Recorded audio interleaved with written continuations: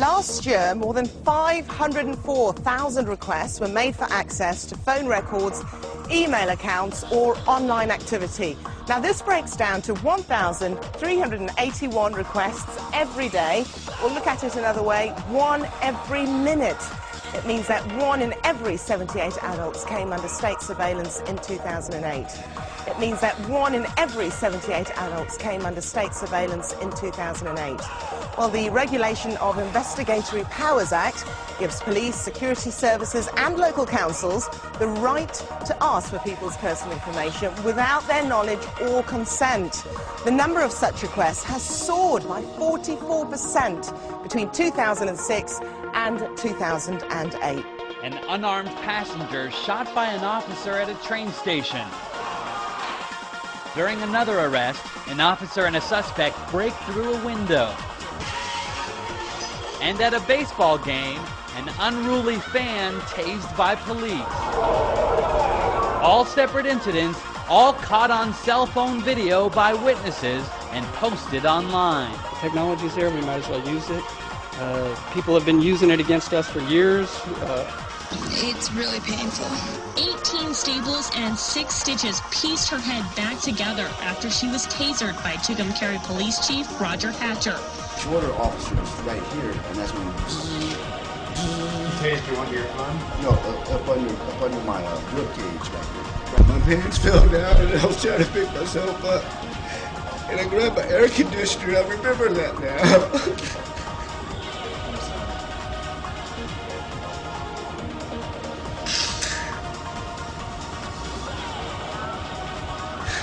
And they tell me that I'm doing stupid stuff in front of my kid. These are cops, and they come in my house. What if they would have accidentally tased my kid because of their stupidness, you know? And they try to justify what they did. That's the only reason why they're doing that shit with the CPS report, because they try to justify they did me dirty. That's all that is.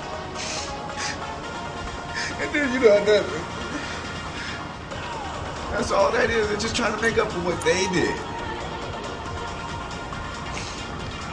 People have been using it against us for years, unfortunately for only the bad stuff, so it'll be nice to show our view and our side of what's going on and why we do what we do out there. Police car dashboard cameras have been around for decades.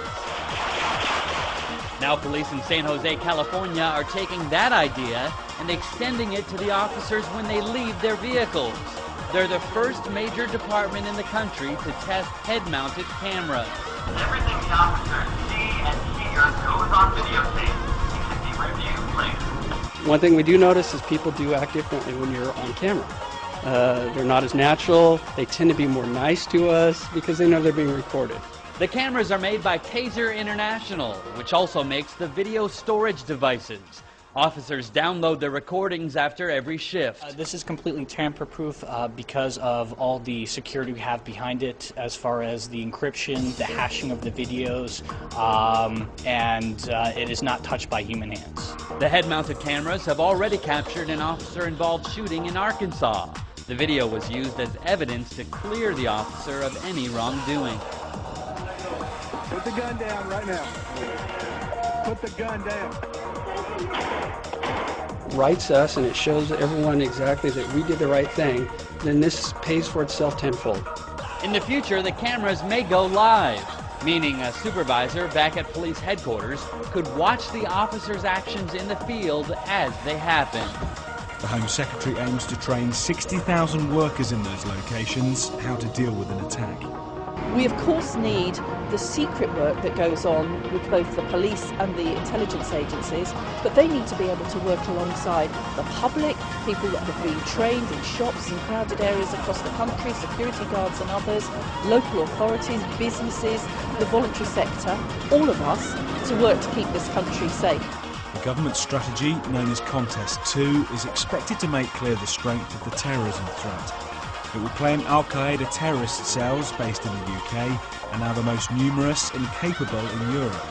Cells that apparently have close links with the organisation's leadership in Pakistan and Afghanistan. The report is expected to suggest the structure of Al-Qaeda is likely to change in coming years, with an increase in self-starter cells that operate independently. It will also emphasise the very real threat of a chemical, biological or nuclear attack in the UK. So as terror evolves, the UK's greatest threat remains unchanged, that of groups linked to or influenced by Al-Qaeda. Some question whether the government's new measures are enough to deal with such a threat. I remember all things that Mr. Blair, when he was Prime Minister, promised. Immediately after 7/7, we would deport troublemakers, we would shut mosques that were preaching extremism, a whole range of things that have never really happened. By 2011, Britain will be spending £3.5 billion a year on counter-terrorism. For now, the possibility of another attack is deemed highly likely, but not imminent. Julian Drucker, Sky News. As people found out the whole man-made global warming thing's bull. These people are not invincible if we'll simply take action against them. All right, I'm going to stop ranting. Here is Fox News. You can watch the whole clip up on Infowars.com. But I don't have time to play the whole thing. Here's just a few minutes of them telling you how great taser bracelets are that you're going to be fitted with. And 214 airports already scan your naked body. 360, your daughter, your son. Naked digital biometric images are now in government databases. They already got your blood. So don't tell me, if they give you a taser bracelet, you'll put it on and get on your knees and start licking boots. Because you've had your soul sucked out. You've had your fighting instinct sucked out. You need to get it back. You need to ask God to give it back to you. I'm a red-blooded American. You should get upset about this. Homeland Security is looking at putting taser bracelets on you. Here it is. Imagine showing up for your next flight at the airport and being handed a device, a little bracelet, that would serve as your boarding pass. It would track your lost luggage. And it would also shock you with the same power as a taser if you get out of line. Well, a top official with the Department of Homeland Security has expressed interest in these so-called safety bracelets. So is this really the future of air travel? And will passengers accept it? Okay. And then they go on to talk about, yes, people will accept it, and it's good. And they know you've been trained like a dog, that if you see authority figures up on TV with fancy teleprompters and fancy bimbos licking their lips and expert types with glasses on, that you will submit. And they say, yes, you're scum, you will submit to it. You love it. You love being worse than Nazi Germany. You love delivering your children into hell. Now, here is the actual company that's got Homeland Security trying to sell the public on shocker bracelets now. Here it is. Is there a solution to deterring hijackers once they are on the aircraft? Yes, there is a very viable, workable answer. It starts here, when passengers are issued their tickets. At that time, they can also be fitted with a special electronic ID bracelet that they will wear until they disembark the flight at their destination. These electronic coded bracelets will make traveling much more convenient for the public. It will replace the need to carry a ticket by containing all pertinent passenger information.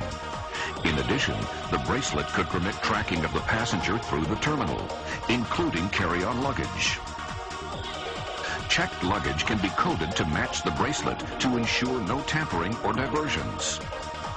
By further equipping each bracelet with EMD technology, the bracelets will allow crew members using radio frequency transmitters to quickly and effectively subdue hijackers. The electromuscular disruption signal overrides the attacker's central nervous system and will render even the most elite and aggressive terrorist completely immobile for several minutes. This will allow the crew to subdue and handcuff that individual. See, this is how they do it. They just keep phasing it in, more and more security. Oh, look, somebody else had a man in a sharp suit lead them past security and put them on the plane without an ID or passport. In every case of terror I've ever seen, it's completely staged. It's either provocateur or there aren't even terrorists involved, and you've got CIA black ops literally with imploder plungers running the op. It's in the 2004 Army manual given to captains and above how to stage terror attacks. Every Army captain listening to me, if you're involved in black ops, you know this is true. But that's how we win wars, Alex. We stage terror attacks. No, that's how you let foreign banks bring this country down.